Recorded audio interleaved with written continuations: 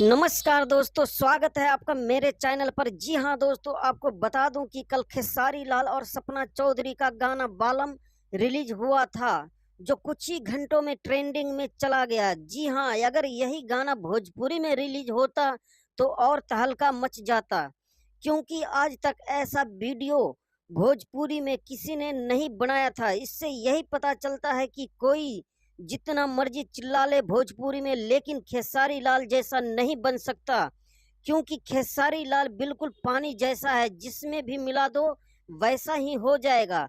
जी हाँ दोस्तों, आने वाले टाइम में खेसारी बॉलीवुड पर भी राज करेगा। किस किस को लगता है, कमेंट बॉक्स में हमें जरूर बताएं। और दोस्तों, अगर आप मेरे चैनल पर नए हैं तो चैनल को सब्सक्राइब कर दें, लाइक कर दें, और इस वीडियो को दोस्तों ज़्यादा से ज़्यादा लोगों को शेयर कर दें। मिलते हैं अगले वीडियो में, तब तक के लिए जय हिंद दोस्तों।